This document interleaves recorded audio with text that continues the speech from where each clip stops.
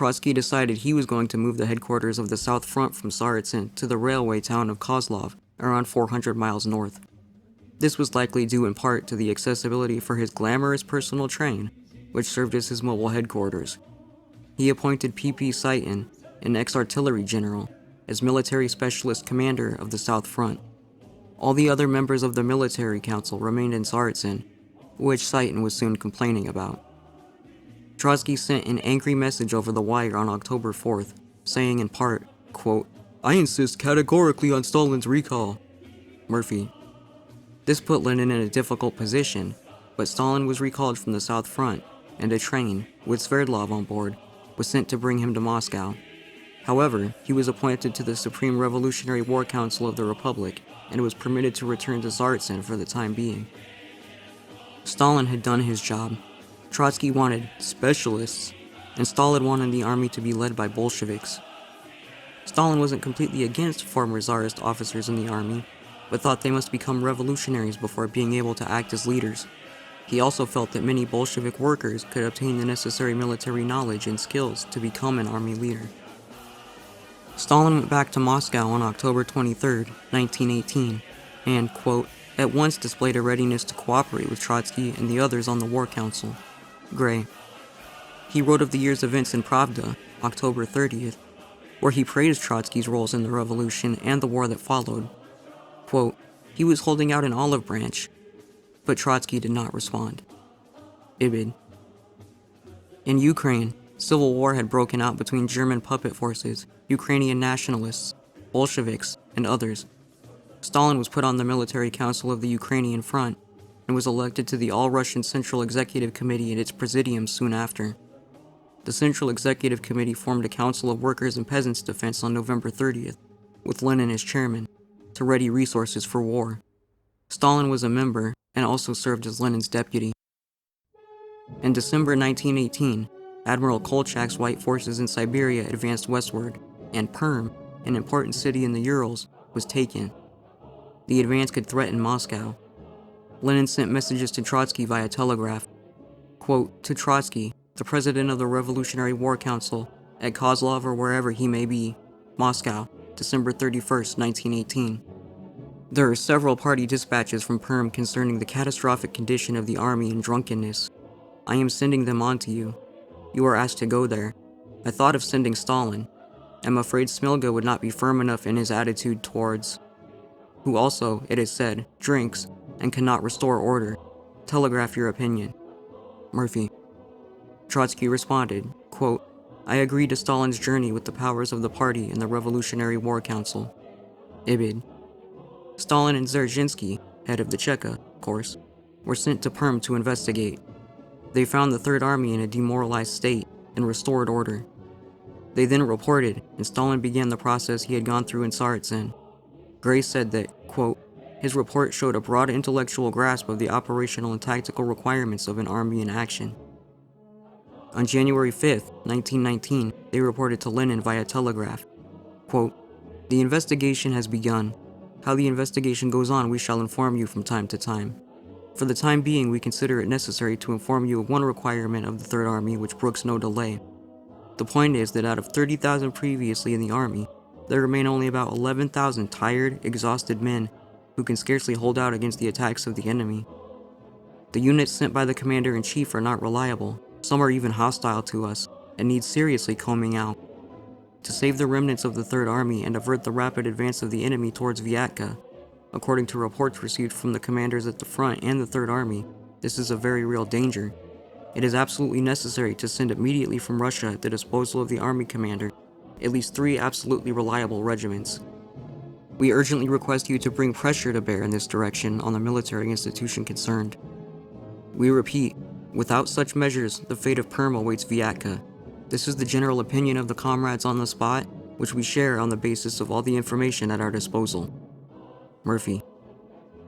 On January 10th, 1919, Stalin wrote, quote, the 62nd Regiment, 3rd Brigade has been carefully combed out. These reinforcements made it possible to stop the enemy, roused the spirit of the Third Army, and opened up the way for the attack on Perm, which up to now has been successful. In the rear of the army, a serious cleansing of the Soviet and party institutions is taking place. In Viatka and other provincial towns, revolutionary committees have been organized. The entire party in Soviet work is being reorganized on a new basis. The military control department has been cleansed and reorganized. The unloading at the Viatka junction is proceeding. Ibid. On January 15th, he told the Council of Defense that, quote, 1,200 reliable infantry and cavalrymen have been sent to the front. A day later, 2 squadrons of cavalry. Ibid. The enemy was stopped. From March 18th to 23rd, 1919, the 8th Party Congress was held in Moscow. Military matters were discussed, and many of the delegates criticized Trotsky, who was not present. They criticized him, quote, for his dictatorial manners, for his scornful attitude to the front workers and his unwillingness to listen to them, for his adoration of the specialists, and for his torrent of ill-considered telegrams sent over the heads of commanders and staffs, changing directives and causing endless confusion. Gray. Stalin likely agreed with these things, but did not support the strong censure of Trotsky moved by V.M. Smirnov, instead supporting Lenin and defending Trotsky.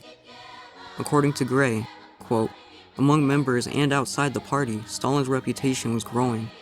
He was the practical leader with the capacity for work and for taking responsibility.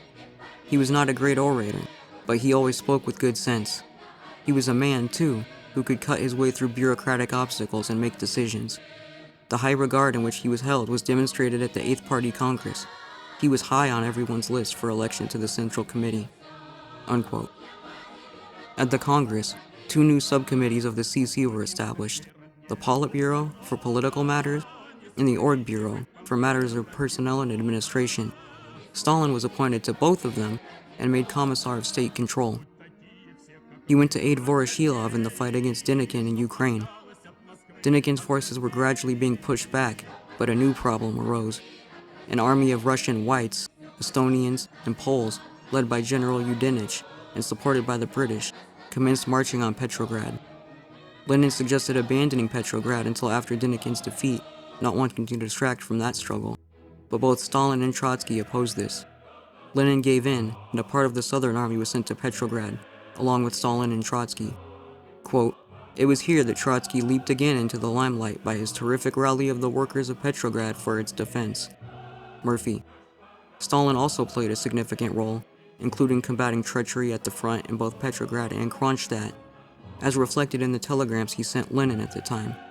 The first said, quote, on the heels of Red Hill we have liquidated Grey Horse. Their big guns are in complete working order. The naval specialists assured us that the capture of Red Hill from the sea would overthrow all naval science. There is nothing left but to mourn the loss of this so-called science. The speedy capture of the Hill was the result of the most brutal interference on my part, and civilians generally, in the operations, including the canceling of orders on land and sea, and giving our own instructions. I consider it my duty to declare that I shall continue to act in this way despite all my reverence for science. Stalin. Ibid. 6 days later, he sent another one. Quote, the turning point in our units has arrived. For a week there has been no single case of individual or group desertion. The deserters are returning in thousands. There are more frequent desertions from the enemy to our camp. In a week, 400 men have deserted to us, the majority with their weapons. We began the attack yesterday afternoon. Although the promised reinforcements have not arrived, it was impossible for us to remain on the line we occupied. It was too close to Petrograd. The attack so far is successful. The Whites are running. Today we took the line Krnovo, Boranino, Slopino, Kaskovo. We have taken prisoners, 2 or more guns, automatics, cartridges. The enemy ships have not appeared. They apparently fear the Red Hill, which is now entirely ours. Urgently send the 2 million cartridges for the 6th Division. Ibid. Trotsky and Stalin would both receive the new Order of the Red Banner for this victory in November 1919. The award was given to Stalin, quote, for his services in the defense of Petrograd and for his self-sacrificing work at the South Front. Gray. Stalin was selected to be the political member of the Military Council of the West Front. Denikin had control of the entire Don region by the end of June 1919, and his forces were advancing quickly in Ukraine, while Kolchak's had been thrown back. Trotsky decided they should leave Kolchak and focus on Denikin, which Stalin opposed, arguing that it would give Kolchak's army a chance to recover. The CC agreed with Stalin, who said the Red Army should advance and liquidate Kolchak and his troops. The Red Army did advance, and Kolchak and his troops were liquidated. When disagreements emerged between the commander-in-chief, Vatsetis, and commander of the front, SS Kamenev, not to be confused with Lev Kamenev, Trotsky supported Vatsetis, who he had appointed, and was hostile towards Kamenev. Once, in Simbirsk, wearing a leather uniform and armed with a pistol, Trotsky even, quote, burst into Kamenev's office and excitedly threatened him. Gray. He later dismissed Kamenev at the direction of Vatsetis. This did not last, as, quote, Kamenev was liked and respected. Ibid. The decision was protested, and on May 15, 1919, Kamenev was interviewed by Lenin, who was impressed and instructed him to return to his command. Lenin was normally more careful about things like this, but his opinion of Trotsky was in decline. Quote, he had been losing confidence in Trotsky's judgment and was increasingly impatient of his bombastic behavior. Ibid. The Cheka said it had discovered a conspiracy involving employees of the Swiss, Italian, and Danish consulates, and Stalin told Lenin a counter-revolutionary plot had been dealt with. He sent Lenin a message on June 4, 1919, telling him that he was sending him a Swiss document that suggested people within their own forces were working for the Whites. He said, quote, the whole question now is whether the Central Committee can find courage to draw the proper conclusions. Has the Central Committee sufficient character and firmness? Murphy. Vatsetis vetoed a plan Kamenev had worked out for a further advance into Siberia, and the East Front Military Council protested to Lenin again. The CC looked at the evidence, in 2 meetings, and decided in Kamenev's favor. This was reviewed and endorsed at another meeting on July 3rd. Quote, Trotsky in a fury, his pride affronted, declared that he would resign all his offices, but the committee rejected his resignation. Gray. The CC also decided that Kamenev should become commander-in-chief and made changes to the Revolutionary War Council. Membership was limited to 6, and although Trotsky was still on it, the other 5 were not supporters of his, meaning he could no longer dominate it. Quote, deeply offended, Trotsky remained at the South Front for the rest of the summer. The Revolutionary War Council functioned directly under Lenin's control, and more harmoniously. Ibid. Vatsetis was arrested and investigated on suspicion of treason, but was released and later given the role of military instructor. Trotsky blamed Stalin for the events that had transpired and the change in his standing. Gray remarked that, quote, it was a reflection of Trotsky's egocentricity that he had to interpret Stalin's actions in terms of hostility towards himself. In this conflict, however, Stalin's views were those of Lenin and the other members of the Central Committee, and his overriding concern was the victory of the Red Army. Unquote. The food situation was still poor, and even higher-up officials were affected substantially. Krupskaya wrote, quote, Ilyich showed particular concern for the living conditions of staff workers. It was a time when even high-ranking officials and their families did not have enough to eat. Unquote. Lenin wrote a letter to the Org Bureau of the CC concerning the situation on August 8, 1919. He wrote, quote, I have just received additional information from a reliable source that board members are starving. For instance, Markov of the Commissariat of Transport. Ibid. He called for a grant of 5,000 rubles for relief for all board members and those of equivalent position, and said they should all be put, quote, on maximum quotas for specialists. Ibid. He then wrote, quote, it is a shame, really. They are starving and their families are starving. 100 to 200 people should be better fed. Ibid. The food problems weren't the only cause of hardship, of course. There were also the atrocities of the whites. Krupskaya noted, quote, wherever the whites had been, the hatred of the population towards them was intense. I shall never forget the meeting at the Votkinskorks, where the whites had shot almost all the teenagers, those accursed Bolshevik spawn, as they called them. The crowded mass meeting sobbed to a man when we started singing the Revolutionary Funeral March. There was hardly a family there that had not had a son or daughter killed. Never shall I forget the story of how partisan girls and school teachers were flogged to death. Never shall I forget the countless outrages and acts of violence which the peasants, mostly middle peasants, living around the Kama told us about. Ibid. Some privileged intellectuals and the like had run off to support Kolchak, but events like these, in addition to everything else, clearly demonstrated who the bad guys were in this war. In September 1919, the CC decided that Stalin should be sent to take charge of the South Front. Stalin, Voroshilov, Kirov, and others were sent to the Denikin front, but before Stalin accepted the task requested, he gave the CC 3 conditions. One was that Trotsky would not interfere in the matters of the Southern Front or cross its boundary line.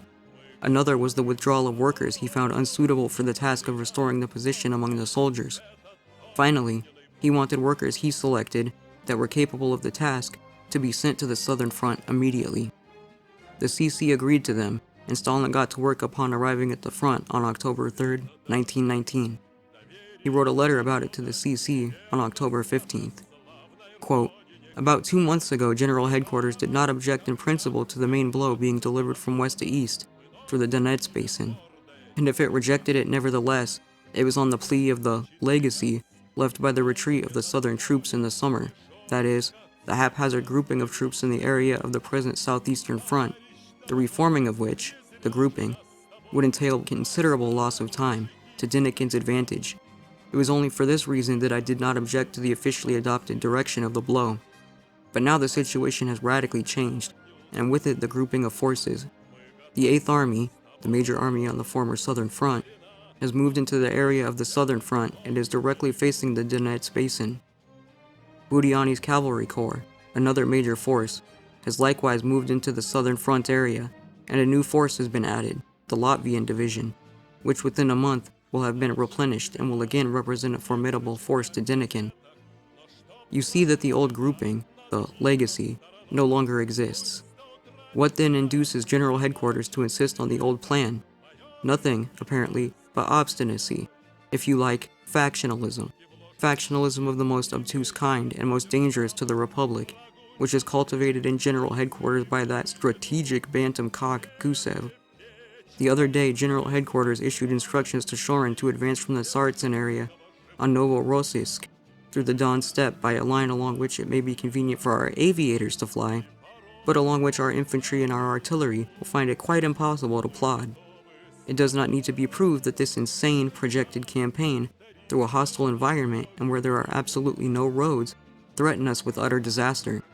It should not be difficult to understand that such a campaign against Cossack villages, as recent experience has shown, can only rally the Cossacks around Denikin and against us in defense of their villages, can only serve to set up Denikin as the savior of the Don, can only create a Cossack army for Denikin, that is, can only strengthen Denikin.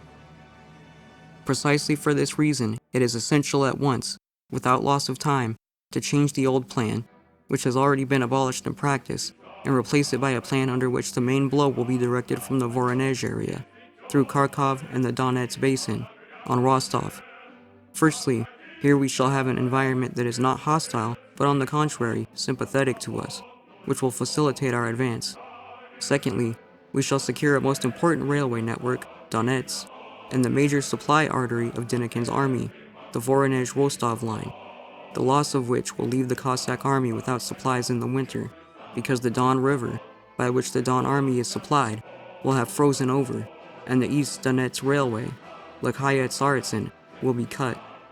Thirdly, by this advance we shall be cutting Denikin's army in two, one part of which, the volunteer army, we shall leave to Makhno to devour, while the Cossack armies we shall threaten with the danger of being outflanked. Fourthly, we shall be in a position to set the Cossacks at loggerheads with Denikin, who, if our advance is successful, will endeavor to move the Cossack units westward, to which the majority of the Cossacks will not agree, if, of course, by that time we put before them the issue of peace, of negotiations for peace, and so on. Fifthly, we shall secure coal, and Denikin will be left without coal. This plan must be adopted without delay. In short, the old plan, which has already been abolished in reality, must under no circumstances be galvanized into life. That would be dangerous to the Republic. It would most certainly improve Denikin's position. It must be replaced by another plan. Conditions and circumstances are not only ripe for such a change, they imperatively dictate it. In that event, the distribution of regiments will also proceed on different lines. Without this, my work on the Southern Front will become meaningless, criminal, and futile, which will give me the right, or rather will force me, to go anywhere, even to the devil himself, only not to remain on the Southern Front." Unquote. His suggestions were endorsed by the CC. While Stalin was at South Front headquarters, and Trotsky wasn't, from October 1919 to March 1920, quote, the Red Army succeeded in crushing the White forces. Gray. Both Ukraine and the north of the Caucasus were in Soviet hands within a few weeks, with Denikin's forces defeated. Budyonny played a significant role here too. Stalin apparently never got credit for his efforts at the fronts publicly, and people tended to see victories as, quote, the triumphs of the Red Army and its great leader Trotsky. Murphy. Speaking of Trotsky, he helped rally the forces for the defense of Petrograd when Udinich's forces launched a surprise attack in October 1919. They successfully thwarted his attack. All of the work and strain started to wear on Stalin, and he even lost his usual calmness for a while. He complained to the CC that he, quote, was being transformed into a specialist for cleaning out the Augean stables of the War Department. Ibid. However, the CC asked him to go to the Caucasian front to resolve problems after Budyonny's Red Cavalry suffered a major defeat in February 1920. He sent a telegram to Lenin that said, quote, it is not clear to me why the care for the Caucasus front should be put first upon me. In the order of things, the care of consolidating the Caucasus front lies wholly on the Revolutionary War Council of the Republic, the members of which, according to my information, are in full health, and not on Stalin who, as it is overburdened with work. Ibid. Lenin responded, quote, the task of expediting the arrival of reinforcements from the southern front to the Caucasus front is entrusted to you. One should generally be helpful in every way, and not become a stickler for departmental spheres of authority. Ibid. Stalin did what he was asked to do, quote, but after he had liquidated the troubles on the Caucasian front, his health broke down completely, and he had to be released from duties for a period. Ibid. He returned to Moscow on March 23, 1920. After some time to recover, he was ordered to join the Southwest Front on May 26th, arriving at Kharkov the next day. Quote, the Red Army's position in the south had become critical. Gray. Wrangel, Denikin's successor, was building up his army to 20,000, supported by 10,000 Cossacks. The Poles took over Kiev at this time, and their aim was to conquer Belorussia and western Ukraine. The Red Army was under pressure, being attacked in the south and in the west. The High Command's plan, approved by the CC, was that Tukhachevsky's West Front would attack in northern Belorussia to drive the Poles to move troops away from the Southwest Front. Igorov, commanding the Southwest Front, and his officers were against this strategy, and Stalin was quickly sent to his headquarters. Stalin, who replaced the commander of the 13th Army, visited the Crimean Front and sent a report to Lenin. He asked for 2 divisions to reinforce the Southwest Front, and Lenin said the CC decision was that the Southwest Front shouldn't yet attack in the Crimea. Stalin protested the denial of the 2 divisions, and emphasized the threat Wrangel posed to the south. On June 2, 1920, the Red Cavalry forced the Polish forces south of the Pripyat marshes to quickly retreat. To the north, Tukhachevsky's West Front drove the Poles to fall back in July. By the end of the month, the Red Army made it all the way to northern Poland, and it seemed likely they would take Warsaw. Murphy recalled, quote, I remember the excitement of these days when the delegates to the Second Congress of the Communist International were assembled in the Kremlin, watching first one and then another move the red flags on a great map, marking the advance of the Red Army against the foe.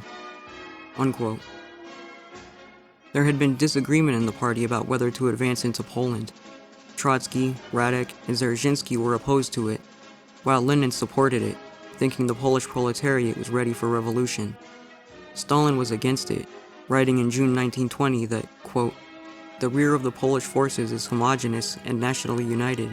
Its dominant mood is the feeling for their native land. The class conflicts have not reached the strength needed to break through the sense of national unity. Gray. However, the Politburo decided to go ahead with it.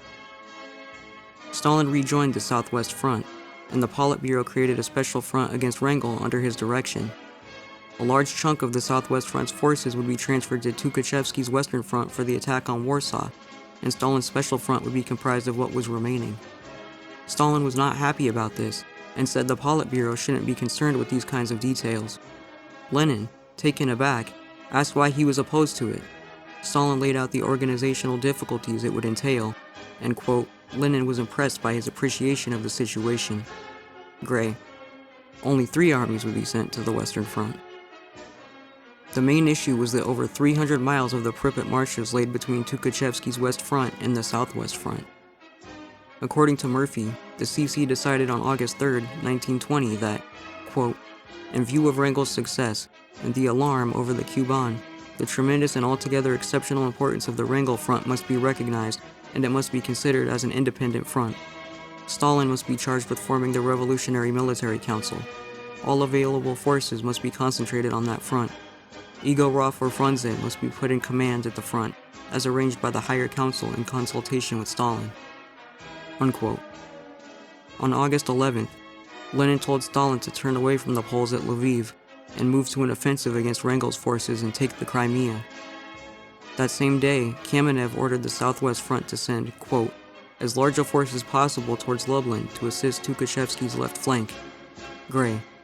Stalin and Igorov were planning to send their cavalry to the Crimea, and it was believed at the time that the Red Army had already won at Warsaw, so they ignored the order. On August 13th, Kamenev ordered that both the 1st and 12th Cavalry armies be transferred to Western Front Command the next day. Stalin refused to sign the order, and sent a message to Kamenev, the commander-in-chief, reproaching him for attempting to destroy the Southwest Front. Tukhachevsky's advance came to a halt on August 16th, when the Poles counterattacked, beating the West Front in a few days. Stalin and the rest of the Politburo met in Moscow on August 19th, still unaware of the situation with Tukhachevsky's armies. They decided the large majority of forces should be focused on recovering the Crimea. Quote, responsibility for the disaster was angrily debated then and later. Lenin abstained from blaming anyone, but it is clear that he himself and all the participants bore part of the blame. Gray.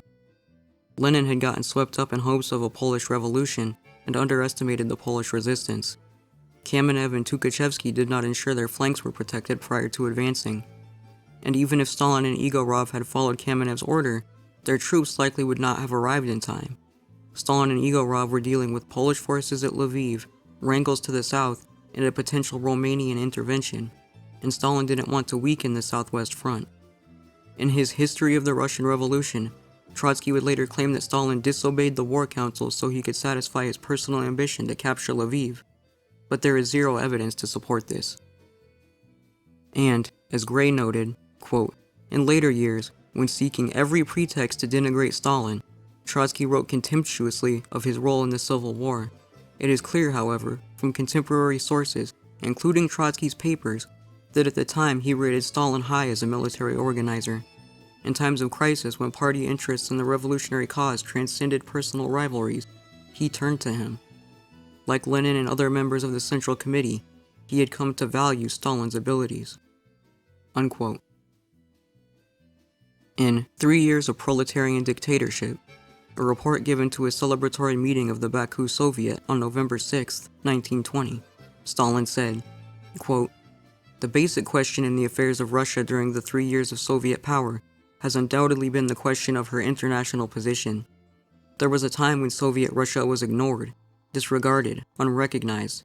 That was the first period, from the establishment of Soviet power in Russia to the defeat of German imperialism. That was the period when the Western imperialists, the two coalitions, the British and the German, being at each other's throats, disregarded Soviet Russia, had no time for her, so to speak. The second period was that from the defeat of German imperialism and the beginning of the German Revolution, down to Denikin's broad offensive against Russia, where he was at the gates of Tula.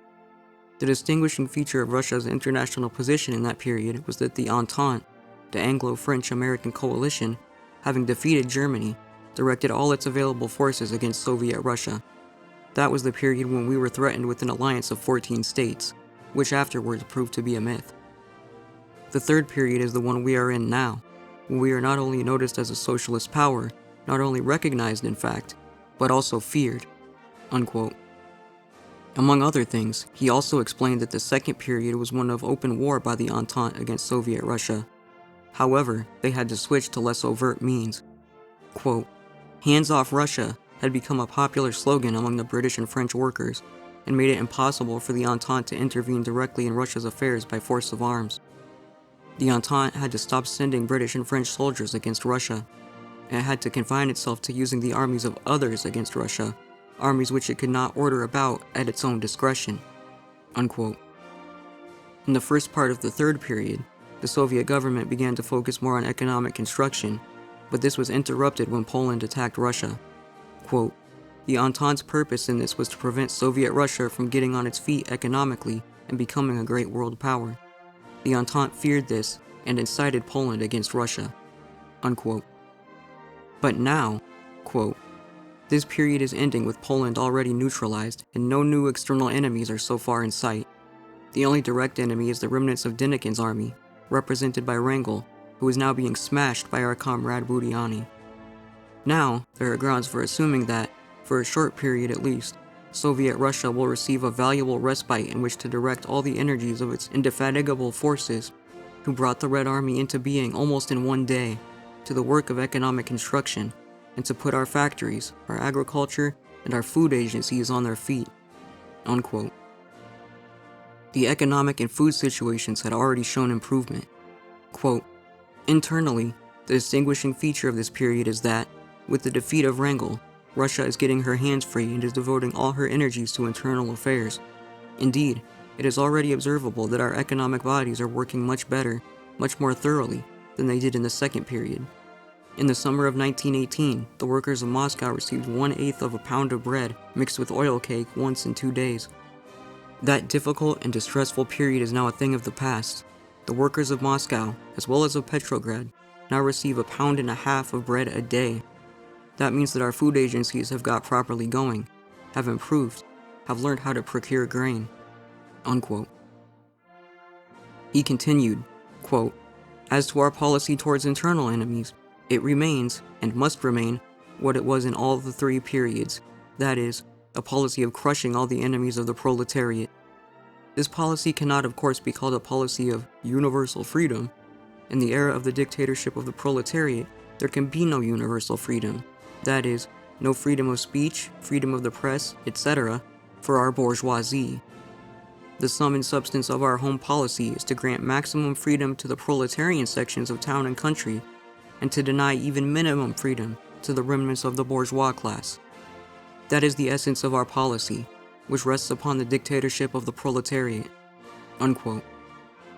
Reflecting on the constructive parts of the previous 3 years, he said, quote, "Of course, our constructive work in these 3 years has not been as effective as we would have liked, but allowances must be made for the difficult, the impossible conditions in which the work had to be done, conditions which could not be evaded and could not be gainsaid, but which had to be overcome.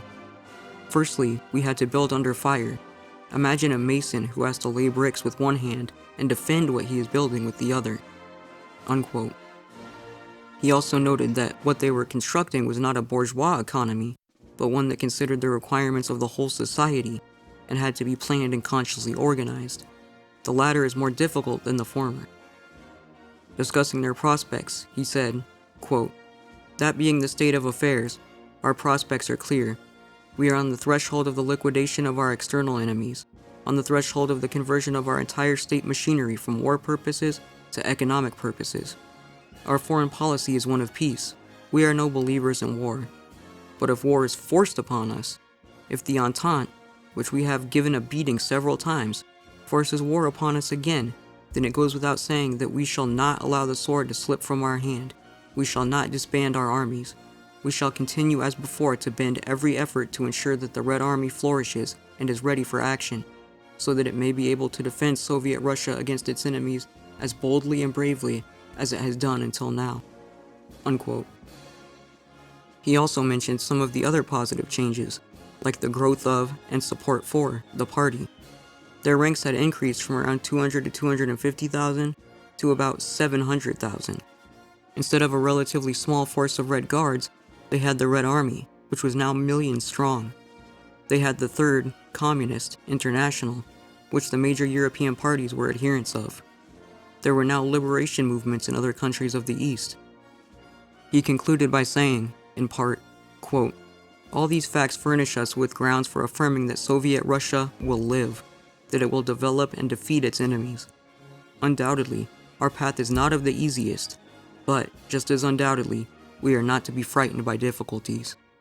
Unquote. By the end of 1920, Wrangel's forces were defeated, and the Civil War was pretty much over. The Red Army had been built up to over 5 million strong, and the Bolsheviks had been able to ensure the supply of basic munitions. Apparently, around 9 million people were killed from 1918 to 1920, a lot of them by famine, due in large part to foreign invasions and the blockade by the West. There had been some failures, conflicts, and confusion, but, quote, the new Soviet leaders in the Red Army were able to rise above these obstacles, and, united and fired by revolutionary zeal, they triumphed. Gray. Concerning Trotsky, Gray wrote, quote, Trotsky's prestige had greatly diminished by the end of the war. The failure of his negotiations with the Germans and the forced acceptance of the disastrous terms of the Treaty of Brest-Litovsk had damaged his reputation. He had resigned as Commissar for Foreign Affairs and become Commissar for War. A small, vibrant figure in black leather uniform, he was gallant and ludicrous at the same time. He was a fine orator and very conscious of this talent, but he greatly overrated the power of his theatrical performances. Budiani wrote that to ordinary, often illiterate soldiers, he could be a strange figure with his waving arms and spate of words, most of which they did not understand. At times, his exhortations stirred them to anger. Moreover, as Lenin came to recognize, he was readily carried away by his own words, losing touch with the realities of the situation. He was also unsound in his appointments to positions of command. At the start of the war, Trotsky had exercised wide independent authority. By the time of the Polish War, he was to be found in Moscow, and directly under Lenin's control. Unquote. He continued, increasingly, Lenin had come to rely on Stalin, who was in most things the antithesis of Trotsky. He rarely addressed the troops or meetings of any kind, but when he did, he spoke in simple terms. He was the realist, who coldly assessed men and situations, and was usually sound in his conclusions. He remained calm and self-possessed. Unquote. Quote, Stalin emerged from the Civil War and the Polish War with a greatly enhanced reputation. He had made mistakes, but so too had others. To the people generally, he was still not well known. He was rarely in the public eye and, unlike Trotsky, he did not court publicity. Within the party, he was known as the quiet and incisive man of action, a leader of decision and authority. In the immense task facing the government of reorganizing the country after the years of war and revolution, he was clearly a man who would bear special responsibilities. Gray. Speaking of Stalin's achievements around this time, Murphy wrote, quote, Lenin's disciple had proved himself a pupil who had surpassed the expectations of friend and foe. His manner may not have been the most courteous, but his military judgment and capacity for getting things done had been put to the test and found extraordinarily reliable.